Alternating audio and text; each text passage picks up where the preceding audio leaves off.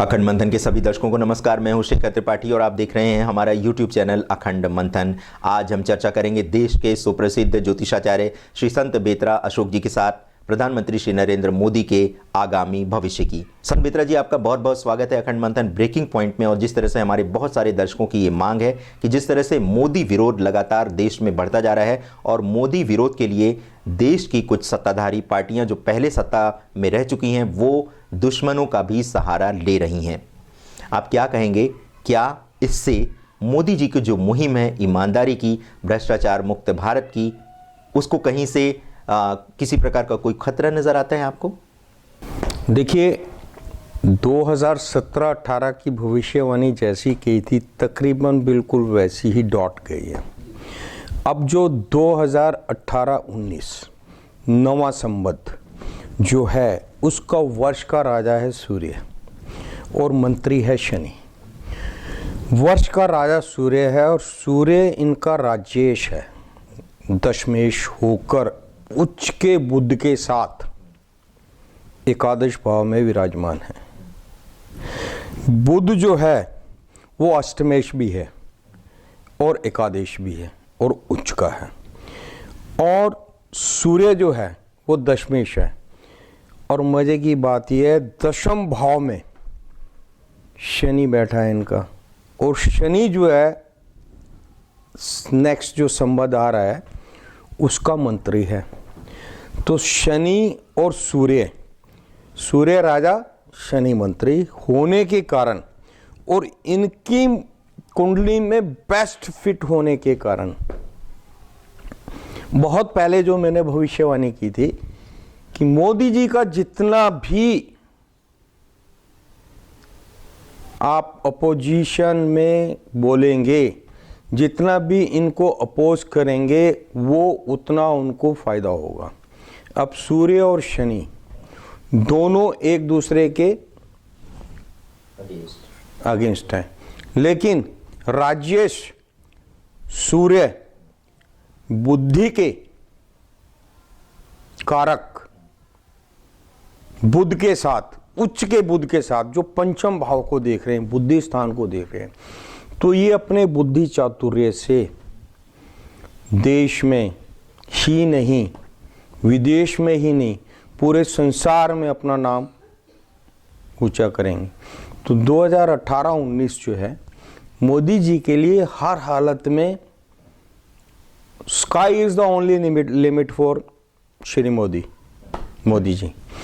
दूसरी चीज यह है कि बुध जो है इनका अष्टमेश भी है। अष्टमेश होने के कारण इनको अपनी सिक्योरिटी को ब्लीच नहीं करना है। सिक्योरिटी को ब्लीच करके जब ये बाहर आ जाते हैं वहाँ थोड़ा सा इनको ख्याल रखना है, क्योंकि ये तो अब क्लियर हो गया, सीमा पार से भी एक ही आवाज़ आ रही है, मोदी हटाओ। अंदर जितनी विघटनकारी ताकतें हैं वो भी मोदी हटाओ। अराजक तत्व जितने हैं वो भी ये कह रहे हैं कि मोदी को हटाओ। बहुत अच्छा है, जितना ये रोएंगे उतना हिंदू संगठित होगा और आने वाले चुनाव में 80% हिंदू बाहुल्य जो भारत है उसमें अगर आप मुस्लिम्स को लेते हैं, अगर 18-19% है तो उसका 50% तो ट्रिपल तलाक का विपक्ष ने जो अगेंस्ट में बोले हैं उससे महिला वर्ग जो है, मुस्लिम महिलाओं का वोट वो खो चुके हैं। तो 9% वो निकल जाता है, तो 90% अगर वोट बैंक मोदी जी के लिए सोचेगा तो डेफिनेटली जो है 2018-19 के रिजल्ट जो हैं वो बहुत ही आश्चर्यचकित करने वाले होंगे। जी संत बेतरा जी, तो अभी जिस तरह से आधार को लेकर के जो आधार लिंकिंग की बात है वो आपके बैंक अकाउंट से, फ़ोन नंबर से और पैन कार्ड से, उसको लेकर के विपक्षी दल इस बात का एक तरह से आरोप लगा रहे हैं कि इससे देश के नागरिकों की निजता यानी उनकी प्राइवेसी खतरे में पड़ सकती है। क्या कहेंगे आप? देखिए, आधार का जो मोदी जी के दिमाग में जो आधार को लिंक करने का जो आया है, वो 75% जो देश की गरीब जनता है उसको दिमाग में रख के, ये परेशानी टॉप के 5% के लिए। अभी जो घोटाले हुए हैं, अगर आधार को एयरलाइन से, आधार को स्पेशल सर्विसेज से अगर लिंक किया होता, बैंक अकाउंट्स, स्पेशल सर्विसेज अगर आपस में लिंक होती, तो ये कोई भी बंदा घोटाला करके देश छोड़ के नहीं भाग सकता। तो ये उन लोगों की सिक्योरिटी में फ़र्क है। आप एक बात बताइए, एक मध्यम वर्गीय परिवार, उसका क्या डेटा चुराएंगे आप? जिसके पास, बेचारे के पास पहनने के लिए कपड़ा नहीं है, खाने की रोटी नहीं है, उसका क्या डेटा चुरा के आप क्या कर लेंगे आप? अगर उसके डेटा को आप यूज़ करेंगे तो बेनिफिट ही होगा, उसका नुकसान नहीं होगा। मोदी जी भी वही चाहते हैं। आधार से मेरे को आप बताइए क्या नुकसान है? मेरे को तो कहीं नुकसान नहीं, सिर्फ नुकसान ये नज़र आता है कि जो लोग घोटाले करते हैं, जो लोग मीडिएटर हैं, जो लोग देश के पैसे को गलत तरीके से यूज़ करना चाहते हैं, वो उन लोगों के लिए एक परेशानी, एक बड़ी दीवार खड़ी हो जाएगी। आधार अगर हर चीज़ से लिंक हो जाता, आधार बैंक से लिंक हो जाता, आधार स्पेशल सर्विसेज से लिंक हो जाता, आधार एयरलाइन से लिंक हो जाता, आधार आपके ट्रेन सर्विसेज से लिंक हो जाता, आधार आपका जो इनकम टैक्स से लिंक हो जाता है, तो आप कोई भी गड़बड़ घोटाला नहीं कर सकते। आप किसी की प्लेट में से निकाल के खा नहीं सकते। जो हो रहा था आपके लिए, नीचे के लिए 100 रुपये आया तो स्वर्गीय राजीव गांधी जी ने बोला था कि यहाँ से मैं 100 रुपया छोड़ता हूँ, नीचे 10 रुपये पहुँचते हैं। वो 10 रुपये कैसे पहुँचते हैं? क्योंकि देयर वाज नो लिंक। अब लिंक होगा तो बैंक से डायरेक्ट उसके खाते में जाएगा। वो मोदी जी चाह रहे हैं, लेकिन वो भी नहीं करने दिया जा रहा है। उसके लिए भी एक PIL डल गई है। आप ये बताइए नुकसान किसका है इसमें? सोन बेत्रा जी, हमारा आपसे एक और सवाल है कि अभी हाल ही में PM नरेंद्र मोदी जी का जो अंतिम बजट आया है वो किसान हित को लेकर के है, गरीबों को ध्यान में रख करके ये बजट बनाया गया है। सबसे पहला सवाल हमारा ये है कि क्या इसे चुनावी बजट माना जाए, और अगर ऐसा नहीं है, अगर सरकार ने ये बजट गरीबों और किसानों के हित में बनाया है, तो इसमें इतनी देरी क्यों की? देखिए, मैंने एक बहुत बड़ी बात कही थी कि आप जिसको नेता चुनते हैं उसकी इंटेग्रिटी डाउटफुल नहीं होनी चाहिए। अभी तक हम लोग जो चुनते आ रहे थे, 80% जो है डाउटफुल इंटेग्रिटी के लोग आते थे और वो अपनी जेबें भरते थे, अपने बच्चों को ऊपर करते थे, अपने भाई भतीजाओं को ऊपर करते थे। मोदी जी ने खुद अपनी भतीजी जो उनके पास आई, उसको 100 रुपया दे के भेज दिया। बोला देश की सारी बच्चियां जो हैं मेरी बच्ची हैं, मैं तेरी कोई हेल्प नहीं कर सकता, अपनी प्रतिभा पे आप जो भी कर सकती हैं करिएगा। 15 साल मुख्यमंत्री रहने के बाद 4 साल देश का प्रधानमंत्री रहने के बाद अगर आपका टोटल वेल्थ 1 से 2 करोड़ के बीच में है, तो आप क्या समझते हैं ऐसे बंदे की इंटेग्रिटी पे आप डाउट कर सकते हैं कि उन्होंने अपने सेल्फिश, अपने किसी उसके लिए ये बजट पेश किया है? बिल्कुल नहीं। उन्होंने जो किया है, उनके दिमाग में जो है गरीब का विकास। क्योंकि इंडिया जिन 3 जगह पे मार खा रहा है, जहाँ इंडिया का नाम लिया जाता है तो सबसे पहले आती है सबसे हाई पॉवर्टी जो है वर्ल्ड में, अगर आप देखेंगे तो वो इंडिया में है। नंबर 2 पे पॉपुलेशन आती है। पॉपुलेशन की पोजीशन ये है वर्ल्ड में 2020-22 के बीच में हम जो है चाइना को क्रॉस कर देंगे। और नंबर 3 पे जो आती है वो आती है आपका करप्शन। देखिए, करप्शन के ऊपर उन्होंने जो काम किए हैं, मैं आपको एक छोटी सी चीज़ समझाता हूं जो समझ आनी चाहिए। गरीब से लेके अपर क्लास को तो समझ आएगी आएगी, क्योंकि वो इस चीज़ को समझते हैं जो बड़े बड़े बिग हाउस चलाते हैं। कोई भी प्रोजेक्ट, कोई भी चीज़ अगर किसी सीईओ को आप कोई चीज़ देते हैं तो उसको प्लानिंग और एग्जीक्यूशन और ब्रेक इवन और पॉजिटिव रिजल्ट लाने के लिए कम से कम 5 साल चाहिए। लेकिन ये बहुत बड़ा देश है, ये बहुत बड़ा देश है, इसके लिए मोदी जी को कम से कम 10-15 साल चाहिए, जो वो चाहते हैं, जो उनके प्लान्स हैं उनको इम्प्लीमेंट करने के लिए। इन्होंने तो अभी शुरू किया। इसी तरीके से मैं तो नारायण की भारतवर्ष पर कृपा दृष्टि मानता हूँ, जो हमको मोदी जी जैसे नेता मिले हैं, और उनकी इंटेग्रिटी पे अगर कोई डाउट करता है, देखो अपोजिशन का तो काम है हर चीज़ में नुक्स निकालना, अफसरी दिखाना, नेतागिरी दिखाना, ये तो अपोजिशन का काम है। लेकिन आम जनता का ये काम नहीं है कि इसको इस चश्मे से देखे कि कहीं पर इंटेग्रिटी पे।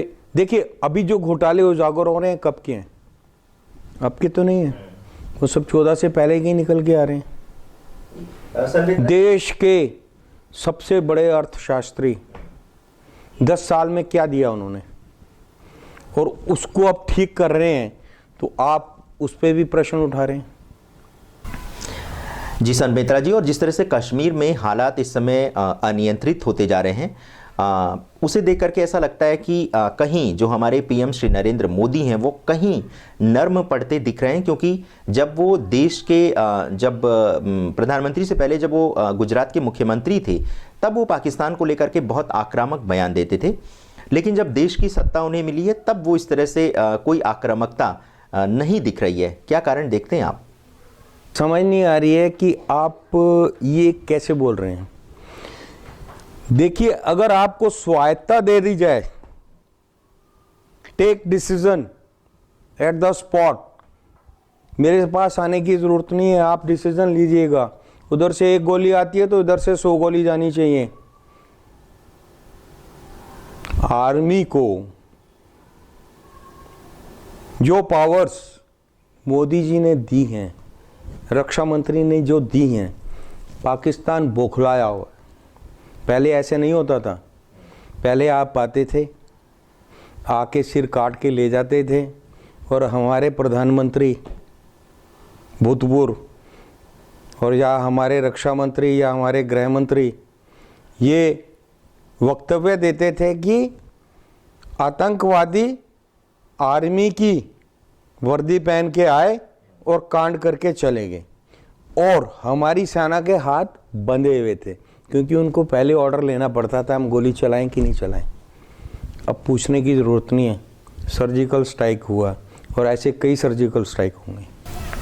सन बेत्रा जी, हमारा आपसे एक और प्रश्न है जो बहुत सारे दर्शक भी पूछना चाहते हैं कि क्या 2019 के या 2018 के जो लोकसभा चुनाव और विधानसभा चुनाव होने वाले हैं, उससे पहले क्या भारत पाकिस्तान की आतंकी गतिविधियों को रोकने के लिए पहले हमला कर सकता है? देखिए अब जब भी आक्रमण होगा वो इंडिया की तरफ से ही होगा, इस चीज को लिख लीजिएगा। अब सेना इंतजार नहीं करेगी, जब भी आक्रमण होगा इंडिया की तरफ से होगा। आप अगर आंख उठाकर देखेंगे इस देश की तरफ तो दोनों आंखें फोड़ दी जाएंगी, किसी काम के नहीं रहेंगी। क्या आपको इस बात की संभावना लगती है कि 2019 से पहले हमारे देश की तरफ से ऐसा कोई कदम उठाया जा सकता है? देखिए अगर आपके दिमाग में ऐसी सोच आएगी तो कदम जरूर उठेगा, तो इसलिए आपके दिमाग में ये सोच ही नहीं आनी चाहिए कि हिंदुस्तान की तरफ देखना है। पाकिस्तान कदम नहीं उठेगा, छलांग मार के दबोच लिया जाएगा। जी सन बेत्रा जी, और जिस तरह से पीएम श्री नरेंद्र मोदी ने अभी इजराइल की यात्रा की थी, और उसके बाद वो अभी हाल ही में फ़िलिस्तीन की यात्रा पर गए थे, और हमारे दर्शक ये बहुत अच्छी तरह से जानते हैं कि इजराइल और फिलिस्तीन दो ऐसे देश हैं जो दुश्मन देश कहे जाते हैं, एक दूसरे को फूटी आंख भी नहीं सुहाते। लेकिन जब फिलिस्तीन की यात्रा पर जो हमारे पीएम हैं श्री नरेंद्र मोदी जब वो वहाँ गए तो इजराइल की जो हवाई सुरक्षा थी वो उन्हें उपलब्ध कराई गई थी और इसका जो फिलिस्तीन है उसने कोई विरोध भी नहीं किया था। तो इस तरह से ये देखने में आ रहा है कि हमारे जो पीएम हैं श्री नरेंद्र मोदी, उनकी छवि अब ग्लोबल नेता के तौर पर होती जा रही है, बढ़ती जा रही है और उन्हें पूरी दुनिया बहुत ही आशा भरी निगाहों से देख रही है। लेकिन जो उनकी ग्लोबल छवि बन रही है, हमारा आपसे प्रश्न है कि जो उनकी ग्लोबल छवि, एक विश्व नेता, विश्व गुरु नेता की जो छवि बन रही है, क्या भारत के नागरिकों का आत्मविश्वास बढ़ेगा उनकी ऐसी छवि से? देखिए, ये तो 19 के रिजल्ट्स आपको बता देंगे। और इस सबको देखिए, एक व्यक्ति होता सिर्फ कहता है, एक व्यक्ति होता सिर्फ कहता, एक व्यक्ति होता है करके दिखाता है। सबका साथ सबका विकास एक ग्लोबल मुहावरा हो गया। देश में तो है ही है, सबका साथ सबका विकास। उन्होंने किसी के साथ भेदभाव नहीं करा, लेकिन ये वर्ल्ड वाइड सबका साथ सबका विकास। आपने जो बोला फिलिस्तीन और इजराइल का जो आपने उदाहरण दिया, इसका मतलब वो ये एक्सपेक्ट कर रहे हैं उनसे कि ये व्यक्ति सबका साथ सबका विकास वाली मेंटलिटी का है। इसके दिमाग में डर्टी पॉलिटिक्स नहीं होगी, कहेंगे कुछ करेंगे कुछ, तो इसलिए वो आपके पास आए। जी सन बेत्रा जी, और जिस तरह से ये देखा जा रहा है कि पूरी दुनिया जो है एक तरह से पीएम श्री नरेंद्र मोदी के साथ आ गई है, समर्थन में आ गई है। लेकिन हमारा एक प्रश्न दर्शकों से है और दर्शक इस बात का उत्तर स्वयं दें कि अगर हमारे पीएम श्री नरेंद्र मोदी की जो ग्लोबल छवि है, यानी जो विश्व पटल पर जो छवि है वो इतनी ही स्पष्ट और इतनी निखरती जा रही है, तो क्या कारण है कि हमारे देश के आर्थिक अपराधी विदेशों में जाकर छिप जा रहे हैं और हमारी वर्तमान सरकार उनके खिलाफ कोई कार्रवाई नहीं कर पा रही है? इसके पीछे क्या वजह है? हमारे दर्शक इस बात पर अपनी राय दे सकते हैं हमारे कमेंट बॉक्स, हमारे व्हाट्सएप नंबर पर जो है 7905414965 पर। आखिर आपको क्या लगता है, वो क्या मजबूरियां हैं, वो क्या ऐसी विवशता है कि विश्व के नेता के तौर पर तो पीएम श्री नरेंद्र मोदी की छवि मजबूत होती जा रही है, लेकिन उन्हीं के देश से भागे हुए अपराधी, आर्थिक अपराधी विदेशों में जाकर शरण ले रहे हैं और हमारी सरकार उनके खिलाफ कोई एक्शन, कोई कार्रवाई नहीं कर पा रही है? क्या कारण है? इस पर आप भी चर्चा करें, आप भी मंथन करें। चर्चा को आगे बढ़ाते हैं हम और आगे बात होती है 3 तलाक कानून को लेकर के। जिस तरह से 3 तलाक कानून लोकसभा में पारित हो गया, लेकिन राज्यसभा में कांग्रेस और विपक्षी दलों ने अड़ंगा अटका दिया। संबिता जी, आपको क्या लगता है कि 2019 लोकसभा चुनाव से पहले 3 तलाक का कानून हूबहू उसी शक्ल सूरत में पास हो जाएगा जिस रूप में बीजेपी ने उसे रखा है, या इसमें कोई संशोधन होगा और उसके बाद वो पारित होगा? देखिए, विपक्ष का काम है विरोध करना, चाहे आप अच्छा काम करें चाहे बुरा करें, वो विरोध करेंगे। अगर विरोध नहीं कर पाए तो बोलेंगे ये हमारा ही किया हुआ है जिसको आपने आगे बढ़ाया, जो अभी तक हो रहा है। क्योंकि 70 साल राज किया है तो इसलिए कोई आप नई चीज़ तो ला नहीं सकते, उसी को आप दोबारा ड्रेसिंग करके अच्छी तरीके से पेश कर सकते हैं। ट्रिपल तलाक का जो मसला है, स्ट्रेट वे मुस्लिम महिलाओं के ऊपर जितना अत्याचार, एक जो तलवार उनके गर्दन पे हमेशा लटकी रहती थी, जिसके कारण उनको पुरुष 10 साल से लेके 90 साल तक का अत्याचार सहन करना पड़ता था। तो फर्स्ट स्टेप जो था ट्रिपल तलाक का, इसका विधेयक पारित अगर हो जाता तो विपक्ष की भी बड़ी सराहना होती, लेकिन विपक्ष का काम है विरोध करना। उन्होंने विरोध किया, बीच में कुछ राइडर्स लगा दिए हैं जिनका कोई कहीं पे भी वो उन मुस्लिम महिलाओं को भी मान्य नहीं है, उन तर्कसंगत नहीं है कि जो राइडर्स लगाए हैं, लेकिन विपक्ष को अपना काम करना है और उन्होंने बहुत बड़ी गलती की है। इसको ऐसे ही पास होने देना चाहिए था। ठीक है, आपने दिमाग से ये क्या निकाल दिया, आपको दोबारा राज नहीं मिलेगा, जो आप करना चाहते हैं अपने टाइम पे कर लेना। संविता जी, हमारा आपसे ये सवाल है कि अगर बीजेपी 3 तलाक कानून को पास नहीं करवा पाई तो इसका फायदा वो उठाएगी और कांग्रेस पर दोषारोपण करेगी, कांग्रेस पर आरोप मढ़ेगी कि उसके कारण जो है वो इस कानून को पास नहीं करा पाई। क्या कहना है आपका? देखिए, अगर हमने आपकी तरफ प्यार का अगर संदेश भेजा है, इसका मतलब ही ये है कि हम आपका हित चाहते हैं, आप हमारे साथ हो गए। अब इस चीज में कोई अगर दीवार खड़ी करना चाहे तो उसका आप कभी साथ नहीं देंगे। क्लियर मैसेज टू अपोजिशन कि उन्होंने 50% को अपनी जेब से, वोट को अपने उसमें से निकाल दिए। रीजन देखिए, कांग्रेस ने मुस्लिम्स को अपने काबू में करने के लिए उनके ऊपर मस्जिदों में बैठे हुए मौलानाओं को अपनी कवर में किया, और मौलाना कभी ये नहीं चाहेगा कि ट्रिपल तलाक पास हो, क्योंकि ट्रिपल तलाक में सबसे ज्यादा फायदा मौलाना का है, चाहे निकाह है, चाहे हलाला है, चाहे मलाला है, और उससे आगे क्या है मैं नहीं जानता। तीनों में फायदा मौलाना का है, और सबसे ज्यादा रोए चिल्लाए छाती पीटी मौलानाओं ने, अगर आप देखेंगे तो मौलानाओं ने ही।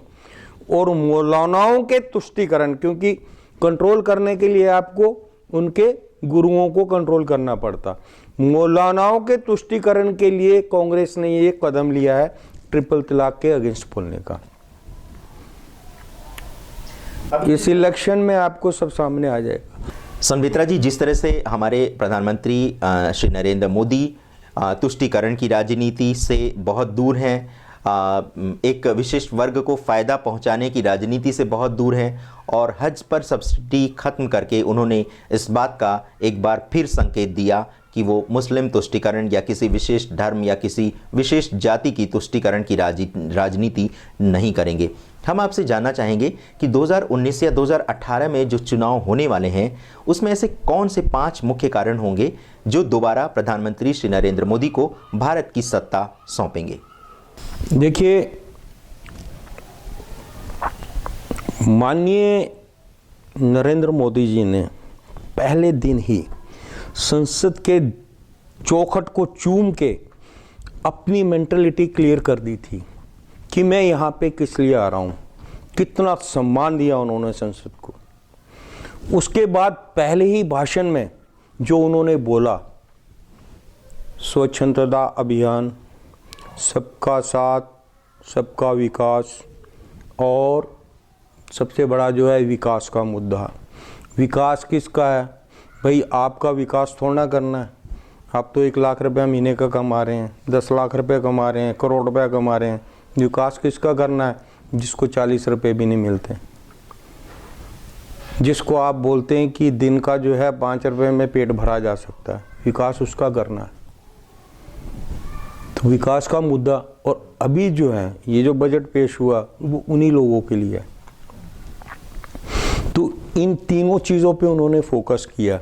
ये क्लियर कर दिया इंडिकेशन कि आने वाले 10 साल पे अगर इस पे हम ढंग से काम करते हैं तो भारत की छवि बिल्कुल बदल जाएगी। जो पहला पॉइंट है, very poor, positive. Second point है जो पॉपुलेशन का बस्ट है, ये इनका मुद्दा होना चाहिए। राष्ट्रवाद, हिंदुत्व के साथ में पॉपुलेशन कंट्रोल, हम दो हमारे दो नहीं, हम दो हमारा एक, ये मुद्दा होना चाहिए। 2018-19 के इलेक्शन का ये मुद्दा पहला होना चाहिए, तभी देश का विकास होगा। और तीसरा जो है उसके ऊपर कार्य शुरू हो चुका है, वो है करप्शन, हाई करप्शन। इंडिया जो है अगर करप्ट कंट्रीज को देखते हैं तो हाईएस्ट था।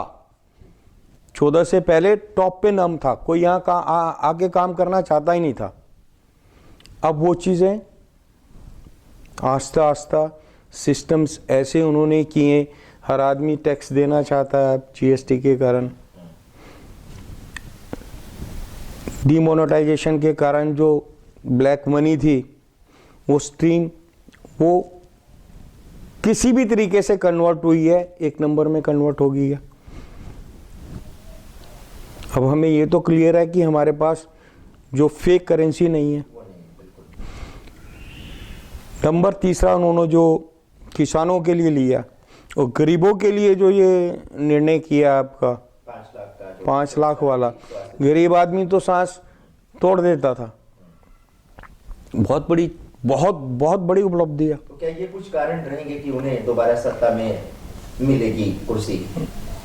यही कुछ कारण? देखिए, ये तो उनकी जो इंटीग्रिटी है ना, वही काफ़ी है इस चीज़ के लिए। सन बेत्रा जी, बहुत सारे हमारे दर्शक ये जानना चाहते हैं कि क्या आने वाले समय में जो एनडीए सरकार है वो आरक्षण के विरुद्ध कोई बड़ा निर्णय ले सकती है? आरक्षण जो है वो देश के लिए कैंसर है। आरक्षण जो है देश के लिए कैंसर है। वो इसलिए कि आज ठीक है, ब्राह्मणों को मत दो आप आरक्षण, ब्राह्मणों को मत दो आरक्षण, ब्राह्मण आरक्षण मांगता भी नहीं है, लेकिन राजपूत भी आरक्षण मांगने लगा। अजगर जातियां, अहीर, जाट, गुजर, राजपूत, चारों आरक्षण मांग रही हैं। देखो, जो फाइनेंशियली बहुत ज़्यादा वीक है उसको आरक्षण देना चाहिए, पढ़ाई में भी देना चाहिए, हर चीज़ में देना चाहिए, लेकिन उसमें जाति नहीं आनी चाहिए। लेकिन क्योंकि जातिवाद की राजनीति है, मैं मुसलमानों का लीडर हूँ, मैं राजपूतों का लीडर हूँ, मैं जाटों का लीडर हूँ, मैं राजपूतों का लीडर हूँ, मैं गुजरों का लीडर हूँ, इस तरीके से जो नेता ऊपर आए हैं, और उनकी रोटी जो है इसी पे सिक रही है। आप एक बात देखिएगा, राजपूत को आरक्षण की जरूरत है? बिल्कुल नहीं है। गुजरों को जरूरत है? वो हमारी वॉरियर फ्रंट लाइन है, उनको अगर हमने आरक्षण की डोज दे दी, मुफ्त खिलाना शुरू कर दिया, तो वो काम ही नहीं करेंगे। जी सन बेत्रा जी, और अभी एक बहुत ही हैरानी वाली बात सामने आई और हमारे देश के माननीय जो राष्ट्रपति हैं उन्होंने एक सार्वजनिक कार्यक्रम के दौरान इस बात पर अपनी चिंता जताई कि देश में जो है वो पिछड़ी जातियों के जो जज हैं उनकी संख्या बहुत कम है। आपको क्या लगता है कि इस तरह का बयान दे करके जो जातिगत जो भेदभाव है उसको बढ़ावा मिलता है? पिछड़ी मानसिकता का नहीं होना चाहिए आदमी। आजकल जो हमारे पास नेताओं की जो ब्रीड है वो पिछड़ी मानसिकता की है। नहीं, उन्होंने जज की बात की थी कि जजों में भी कह रहा हूं ना, पिछड़ी मानसिकता नहीं होनी चाहिए। पिछड़ा क्या है, किसको पिछड़ा मानते हैं? जज की सीट के लिए क्वालिफाई करने वाला आदमी क्या यहाँ से कमजोर होता है? कहाँ से पिछड़ा हो गया? आप अगर देखेंगे तो जिसके पास ये है वो तो निकलता ही है, उसमें जाति का नहीं लिखा हुआ है। हमारा ये कहना था कि देश के सर्वोच्च पद पे राष्ट्रपति महोदय को क्या इस तरह के बयान देने चाहिए? नहीं देने चाहिए, क्योंकि इससे जातिगत फिर जो एक भेदभाव उत्पन्न होता है। बिल्कुल। लेकिन देखो, हुई है ना, राजनीति है, राजनीति में राजनीतिक लाभ के लिए आदमी कहीं पर कुछ भी बोल देता है। एक बोलता है, दूसरा बोलता है नहीं ये हमारा वक्तव्य नहीं है, इनका पर्सनल है। सन बेत्रा जी, प्रधानमंत्री श्री नरेंद्र मोदी का जो कार्यकाल 2014 में शुभारंभ हुआ था उसका एक तरह से वो संपन्न होने जा रहा है 2018 के अंत में या 2019 के 19 तक। तो आप हमें ये बताइए कि जो उनके 5 साल का या जो पिछले अभी जो 4 साल हैं उसका जो कार्यकाल है उसके रिपोर्ट कार्ड में उनको कितने नंबर देंगे और किन किन बातों के लिए? देखिए, जो उनका प्लानिंग पार्ट है 100%, first, number 1, 10 out of 10। Number 2, integrity, no doubt everybody will give 10 out of 10. Number 3, aggressiveness and making the relation all around with all the neighbors, 10 out of 10. Number 4, working style, 18 में से 24 में से 18 घंटे काम करने वाला व्यक्ति नहीं मिलेगा, 10 में से 10। नेक्स्ट आता है इम्प्लीमेंटेशन। जो उन्होंने प्लान किया उसके ऊपर इम्प्लीमेंटेशन के रिजल्ट्स आपके सामने डेटा आएंगे। You will have to give 10 out of 10। सबका साथ सबका विकास का जो ऑब्जेक्टिव है, जो उन्होंने लेके आगे चले हैं, उसमें भी आपको 10 में से 10। और दुश्मन के दांत खट्टा करने में भी 10 में से 10 है। आप मेरे को ये बताइए और कौन सी जगह छूटी हुई है जिसमें आप मेरे से पूछना चाहते हैं? जी सन बेत्रा जी, और जिस तरह से हमारे दर्शक भी ये बहुत अच्छी तरह से जानते हैं कि हमारे प्रधानमंत्री श्री नरेंद्र मोदी का जो विज़न है, जो दृष्टिकोण है, वो बहुत अच्छा है, उनकी योजनाएं बहुत अच्छी हैं, लेकिन कहीं कहीं जो उसका क्रियान्वयन होना चाहिए वो कहीं से प्रभावित होता दिख रहा है, और वो उसकी जो गति है वो बहुत ही अल्प दिख रही है, कम दिख रही है। क्या कारण मानते हैं आप इसके पीछे? प्लानिंग पार्ट जो होता है, सबसे ज़्यादा समय जो है प्लानिंग पार्ट पे मोदी जी ने लगाया, और जिसकी प्लानिंग स्ट्रॉन्ग होती है उसका जो एग्जीक्यूशन होता है, एग्जीक्यूशन भी ब्रैकेट्स में होता है, दैट इज़ टाइम बाउंड। पहले क्वार्टर में ये करेंगे, या पहले साल में ये करेंगे, दूसरे साल में ये करेंगे, तीसरे साल में इस स्टेज पे लाएंगे, फोर्थ ईयर में ये स्टेज होगी, और फिफ्थ में हम आपके सामने ये चीज़ प्लेटर पे लाएंगे। तो उसमें आपके सामने जो रिज़ल्ट आएंगे, अभी जो आएंगे, अब जब वो प्रेजेंट करेंगे, जब वो इलेक्शन के लिए आपके सामने आएंगे, तो वो बताएंगे उन्होंने क्या क्या किया है, और वो उसमें से जो जो चीज़ें उन्होंने की थी, he is up to the mark, he is above the mark. Sambita ji, देश में जैसा कि आपने कहा कि जो है जंगल में एक शेर होता है, तो लेकिन एक शेर कब तक जंगल पर राज करेगा? तो बहुत ही स्वाभाविक सी बात है कि आपको क्या लगता है कि आने वाले समय में पीएम श्री नरेंद्र मोदी अपने ही जैसी स्वच्छ छवि और कर्मठ छवि के नेता को आगे ला सकते हैं, और पीएम मोदी जैसे ही कोई और नेता का उदय हो सकता है भारत में निकट भविष्य में? जंगल में शेर कितने होते हैं? लेकिन एक शेर बहुत कम होते हैं। और शेर के बारे में बताऊं, शेर की ब्रीडिंग भी एक ही शेर बचता है, ठीक है। और हमारे पास मोदी जी अपने कार्यकाल में बहुत बड़े बड़े शेर लाने वाले हैं। योगी जी भी तो शेर हैं, हमारे जितने भी आपके मुख्यमंत्री हैं कोई भी शेर से कम नहीं है। जितने भी हमारे लीडर हैं, आपके अरुण जेटली जी को कम छोटा शेर मानते हैं, कितने बड़े डिसीजंस उन्होंने भी लिए। जी, इसी से जुड़ा हमारा एक सवाल है जो कि आप हमारे पास शेरनियाँ कम हैं। हमारी रक्षा मंत्री, हमारी विदेश मंत्री, और हमारी वो ईरानी, क्या नाम है उनका, स्मृति ईरानी जी, क्या कम शेरनी है? संबिता जी, मोदी जी को भीतरघात का सामना करना पड़ रहा है अभी भी और आने वाले समय में भी, इससे उन्हें किस तरह से सावधान रहने के लिए आप बोलना चाहेंगे? देखिए, भीतरघात जो है, पार्टी में कोई भी नेता नहीं चाहेगा कि पार्टी विघटित हो, लेकिन एक जो बहुत महत्वाकांक्षी वर्ग है, उनको अगर प्रॉपरली वो नहीं मिला जितना चंक उनको चाहिए था, तो वो आपका भीतरघात कर सकते हैं। जी संबित्रा जी, जिस तरह से आप हमारे कार्यक्रम में अखंड मंथन ब्रेकिंग पॉइंट में इस बात की संभावना जता चुके हैं कि कुछ ऐसे नेता हैं जो बीजेपी में हैं और वो नरेंद्र मोदी जी के खिलाफ बहुत खुल करके बयान देते हैं, और इसी में एक नाम आता है बीजेपी के एक नेता हैं शत्रुघ्न सिन्हा का, क्या कहेंगे उनके बारे में? इसका नाम ले रहे हो यार, ही इज़ नोवेयर। वो ना फिल्मों में थे और नहीं, ना वो इधर के हैं ना वो उधर के हैं, वो बीच वाले हैं, डांस करने वाले हैं।